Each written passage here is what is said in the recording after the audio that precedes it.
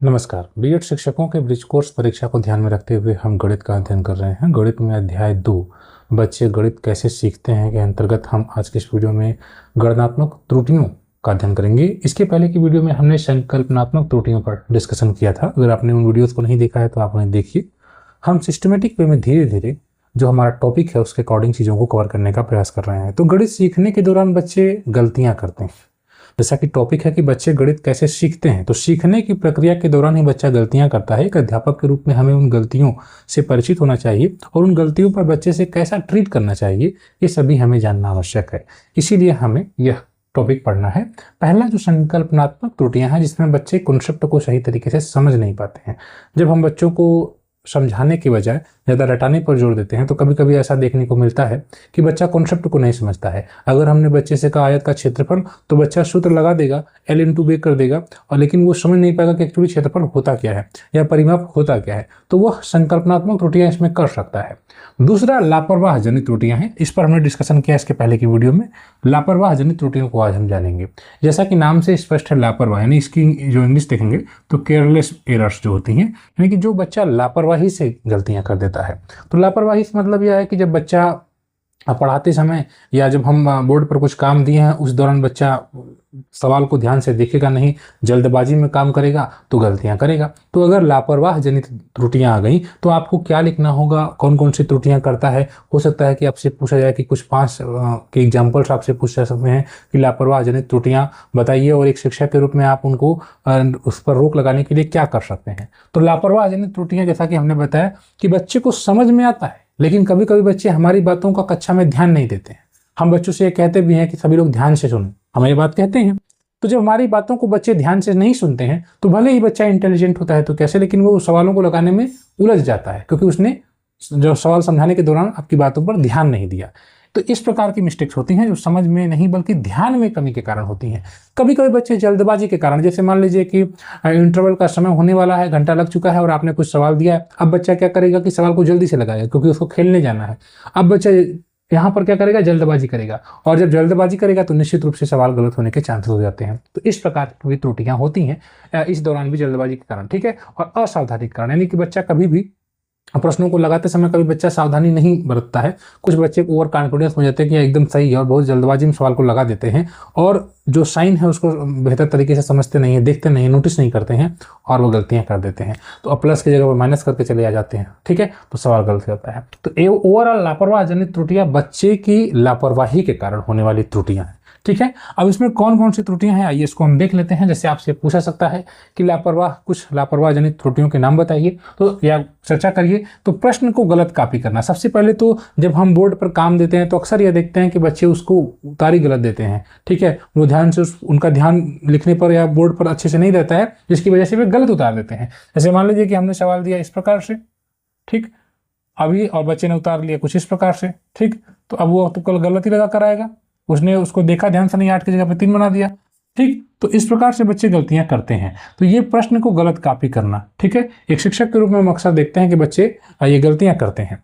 दूसरा ये है कि चिन्ह को छोड़ देना या बदल देना। जैसे हम जब सवाल को लगाते हैं तो वो चिन्ह को बदल देते हैं, ठीक है, या चिन्ह को छोड़ देते हैं। जैसे मान लीजिए कि सवाल दिया गया है 3 धन 5 गुणे अभी 4 धन 2, इस प्रकार का सवाल दिया गया है, ठीक। अब बच्चा इसमें क्या करेगा, ये हो सकता है कि सवाल लगाते समय 3 धन 5 और मान लीजिए यहाँ पर गुणा है, मान लीजिए यहाँ पर प्लस हमने लगाया, ठीक है। अब बच्चा यहाँ पर चिन्ह नहीं छोड़ दिया, बच्चा इस प्रकार सवाल लगा दिया। अब क्या होगा, एक गुणा यहाँ पर जोड़, यहाँ पर मल्टीप्लाई बन जाएगा। तो बच्चा इस प्रकार से इसको सवाल लगा के लेकर आ जाता है। तो कभी कभी बच्चे इस प्रकार से करते हैं कि वो चिन्ह को ही छोड़ देते हैं या सवाल उतारते समय बदल देते हैं, ठीक है।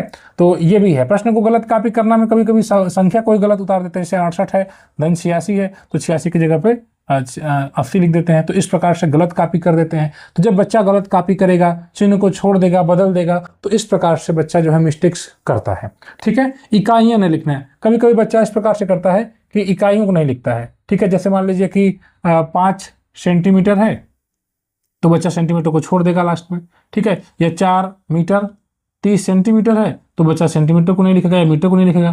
तो इस प्रकार से अगर यूनिट्स आंसर लिखेगा बच्चा 4 मीटर 30 छोड़, बस इतना ही छोड़ देगा, या 4 30 लिख देगा, इस प्रकार से लिख देगा 0.3 तो ये सब चीज़ें होती है। कभी कभी बच्चा मीटर सेंटीमीटर में कंफ्यूज हो जाता है, नहीं लिखता है, किलोग्राम को नहीं लिखता है। तो बच्चे इकाइयाँ ना लिखते हैं, कभी इकाइयाँ नहीं लिखते हैं, तो ये भी एक प्रकार से मिस्टेक्स का उनका एक कारण बनता है। ठीक है, तो इकाइयों को नहीं लिखना, गलत संख्या लिख देना। सवाल को उतारते समय 63 के बजाय बच्चा 36 लिख देता है। तो गलत संख्याओं को लिखने पर भी बच्चा जो है कहीं न कहीं लापरवाही करता है और मिस्टेक्स करता है। इन प्रकार की जो गलतियां होती हैं यही एक्चुअली बच्चे की लापरवाही का कारण है। इसमें बच्चे के कॉन्सेप्ट की बात नहीं है। ऐसा नहीं है कि बच्चा उस चीज़ को समझ नहीं रहा है, समझ रहा है, बस वो जल्दबाजी में है तो ये गलतियां कर रहा है। निर्देशों का पालन नहीं करता है। कभी कभी बच्चा सवालों को पढ़ता है और पढ़ते समय जो निर्देश दिए गए होते हैं उसको उन पर ध्यान नहीं देता है। बस वो पहले के ज्ञान के आधार पर या जल्दी से लापरवाही के कारण सवाल को लगा देता है। जैसे 2 संख्याओं का योग ज्ञात करो, अब बच्चा योग की जगह पर माइनस करके चला आया और फिर कर दिया स्कूल। ठीक, सवाल यही है कि 4 अंकों की सबसे बड़ी संख्या और 3 अंकों की सबसे बड़ी संख्या का योगफल ज्ञात करो। अब बच्चे ने ध्यान नहीं दिया, लिख का सवाल को माइनस करके चला आया, तो उसने एक्चुअली क्या उस प्रश्न को नोटिस नहीं किया बेहतर तरीके से। तो निर्देशों का पालन नहीं करता है। कभी कभी जोड़ो लिखा रहता है तो बच्चा घटा के चलाता है, इस प्रकार से करता है। गलत क्रिया का प्रयोग कर देता है। ठीक, कभी कभी लापरवाही का बच्चा को जोड़ना रहता है, बच्चा घटा के चलाता है। अब 12 घन 3 लिखा हुआ है, अब बच्चे ने क्या कर दिया, 12 गुणे 3 कर दिया। तो इस प्रकार से ये सारे मिस्टेक्स आप देख रहे हैं बच्चे हमारे करते हैं। और ये किस लिए करते हैं? गलती इनकी ये कंसेप्चुअल एरर नहीं है। उसको पता है 12 घन 3 की वैल्यू भी और 12 गुणे 3 की वैल्यू भी पता है, दोनों पता है, बट हो क्या रहा है कि बच्चा उस पर नोटिस नहीं कर रहा, उसको ध्यान नहीं दे रहा है। और ध्यान की कमी के कारण ये सारी एरर्स होते हैं, ये आप समझ ही रहे हैं। उधार को कभी कभी भूल जाता है। ये तो हम कॉमन एरर्स देखते हैं, बच्चे अब लगाते हैं 3 36, बच्चे को पता है कैरी वाला, तो हम बच्चे को सिखाए भी हैं कि 6 5 11 की एक यहाँ पर कैरी होगा, लेकिन बच्चा इसको भूलता है। अच्छा 5 11 3 2 5 यहाँ पर लिख देता है और एक को छोड़ देता है। फिर हम कहते हैं कह रहे इसका हासिल जोड़े नहीं, तब बच्चा तुरंत फिर मिटाकर उसको फिर से जोड़ने लगता है। तो ये एरर्स भी बच्चे करते हैं, यानी उधार को भूल जाना या कैरी करना भूल जाना। जब बच्चा घटाता है तो घटाने की प्रक्रिया में भी इस प्रकार से हम अक्सर देखते हैं कि बच्चे जो है अब ये करते क्या है कि 36 है और इसमें से अगर 18 घटाना है तो 6 में से 8 नहीं घटेगा तो इससे उधार मांगेगा, तो यहाँ पर 16। हमारे बच्चे बहुत गलतियां करते हैं, तो 16 में से 8 तो घटा देगा, लेकिन फिर यहाँ 3 में से 1 घटाएगा। ठीक, तो 2 लिख देगा। अब बच्चा यही भूल जाता है कि 3 में से 1 इसको दिया तो यहाँ 2 ही रुपये बचा। तो हम बार बार बच्चे को सिखाते हैं तो बच्चा इसको सीख भी लेता है, लेकिन जब कभी कभी जल्दबाजी में बच्चा इस प्रकार की मिस्टेक्स कर देता है तो उधार को या कैरी को बच्चा भूल जाता है। इस प्रकार की भी, और गलत ब्रैकेट का भी प्रयोग कर देते हैं बच्चे, कहीं ब्रैकेट कहीं और लगा देंगे कहीं और। अब सवाल इस प्रकार से है कि 3 धन 5 गुणे 4, अब ये ब्रैकेट में है। ठीक, अब बच्चा ने ब्रैकेट इस तरह से लगा दिया, 3 धन 5 इसको ब्रैकेट में कर दिया और गुणे 4 यहाँ कर दिया, तो अब ये मिस्टेक हो गया। तो इस प्रकार से बच्चे कहीं ना कहीं हमारी गलतियां करते हैं। तो ये 8 प्रकार हमने चर्चा किया, और भी बहुत से मिस्टेक्स हैं। आप एक शिक्षक के रूप में इससे भी बेहतर लिख सकते हैं। आप सोचें कि आप जब बच्चों को कक्षा में पढ़ाते हैं तो बच्चे और कौन कौन सी त्रुटियां करते हैं। ये सभी त्रुटियां लापरवाह जनित होती हैं। मिस्टेक्स जो होती हैं वो कंसेप्चुअल नहीं होती। बच्चे को आपने क्षेत्रफल बच्चे को सिखाया, बच्चा क्षेत्रफल को नहीं समझ रहा है। ठीक, क्षेत्रफल है क्या उसको पता ही नहीं है, तो वो वहाँ पर मिस्टेक कर रहा है, तो फिर वो कॉन्सेप्चुअल एरर है। ठीक है, बच्चे को पॉलीगन नहीं पता है, बच्चे को आपने चक्र चतुर्भुज, मान लीजिए चक्र चतुर्भुज छोटे बच्चों को नहीं पढ़ाएंगे, हम एक बात कर रहे हैं, मान लीजिए 8 के बच्चों को पढ़ा रहे हैं, तो अब उसको पता ही नहीं कि चक्र चतुर्भुज क्या होता है, तो वहाँ पर वो मिस्टेक करेगा, तो ये तो कॉन्सेप्चुअल एरर हो गया बच्चे का। ठीक, तो वो एक अलग बात है। आप सरलीकरण बच्चे को पढ़ा रहे हैं, अब बच्चे को सरलीकरण पढ़ाते समय आपको पता है कि पहले भाग करना है, फिर गुणा करना है, फिर जोड़ करना है, फिर ऐड करना है, और इसके पहले क्या करना है। ठीक, अब बच्चे को ये पता नहीं है, ये कॉन्सेप्ट नहीं पता है, तो बच्चा पहले माइनस कर देगा, उससे क्या पता, उसे पहले गुणा ही कर देगा। तो ये जो मिस्टेक हो रही है वो लापरवाह जनित नहीं होगी, वो कॉन्सेप्ट में कमी कारण हो गई। बच्चे को कॉन्सेप्ट नहीं पता है, बदमाश वाला रूल नहीं पता है बच्चे को, है ना। तो वो चीज़ है सर। आप निवारण के उपाय क्या, एक शिक्षक के रूप में आपको ये ध्यान देना होगा कि धीरे धीरे सावधानी पूर्वक बच्चे कार्य करें। अक्सर शिक्षक भी कह देते हैं कि सबसे जल्दी जो चेक कराएगा। बच्चों में कंपटीशन बार बार कराना उचित नहीं है। ठीक, बार बार नहीं, एक बार 2 बार आप मतलब एक सत्र में मान लीजिए आप एक सप्ताह में पढ़ा रहे हैं, लास्ट में आप करा सकते हैं, लेकिन उसमें भी ये कंडीशन लगा देना समय निर्धारित करके कि हाँ सबसे पहले किसका होता है। इसमें बच्चे अपनी पूरी क्षमता का प्रयोग नहीं करते हैं। एक्चुअली वो सोचते हैं कि मैं सबसे जल्दी करा के चेक करा लूँ, तो इसमें बच्चे गलतियाँ करेंगे निश्चित रूप से। तो हमें यह ध्यान देना चाहिए कि हम बच्चों के अंदर ऐसी क्षमताओं का विकास करें कि बच्चा जल्दबाजी करे ही ना। हम बार बार यही करें, रोज हम यही कहें कि सबसे पहले कौन चेक करेगा, सबसे पहले कौन चेक कराएगा। अब बच्चा रोज वही काम कर रहा है, जल्दी जल्दी कर रहा है, गलती कर रहा है। तो ये हमें नहीं करना है। कि अध्यापक के रूप में हमें बच्चों के अंदर इस प्रकार के गुण विकसित करना है कि वो धीरे धीरे सवालों को लगाए, कार्य करने की आदत जो है, सवाल को खासकर हल करने की आदत धीरे धीरे हो, और प्रश्न को 2 बार पढ़ने की भी आदत का विकास करना है। एक शिक्षक के रूप में हमारे लिए आवश्यक है कि हमारे बच्चे 2 बार प्रश्न को पढ़ें। ठीक है, 1 बार नहीं बल्कि 2 बार।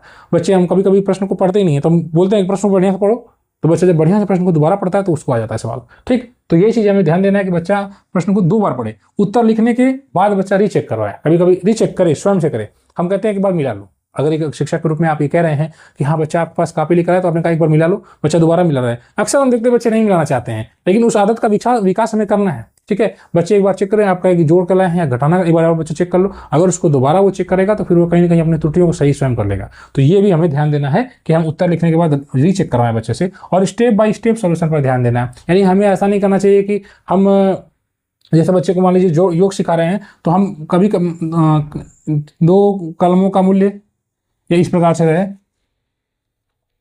कि 2 कलमों का मूल्य, तो हमने सिखाया 2 कलमों का मूल्य, इस प्रकार से आप उसको बता दें, स्टेप बाय स्टेप समझाएं।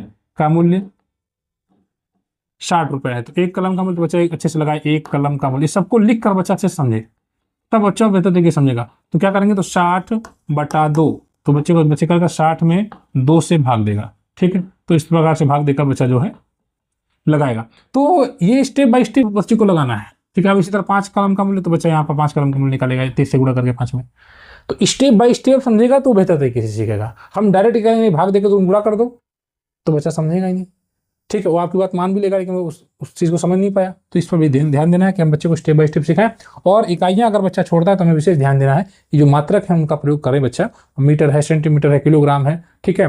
तो इन सभी की जो मतलब जो इकाइयाँ हैं, ये सभी इकाइयाँ हैं, इनका सवाल लगाने के दौरान प्रयोग होना ही चाहिए। बच्चा ये सब करेगा तो गलतियाँ कम होंगी। तो इस प्रकार से आपने इसको देख लिया। इस वीडियो में इतना ही। जो तीसरी एरर है कंप्यूटेशनल, जिसको हम कहते हैं गणनात्मक त्रुटियां, उसे हम अगली वीडियो में कवर कर लेंगे। वो छोटा सा ही है। ब्रिज कोर्स की बेहतरीन तैयारी के लिए आप इस चैनल को सब्सक्राइब कर सकते हैं, हमारे स्टडी ग्रुप से जुड़ सकते हैं, इसमें आपको डेली बेस पर स्टडी नोट्स प्रोवाइड किए जा रहे हैं। धन्यवाद।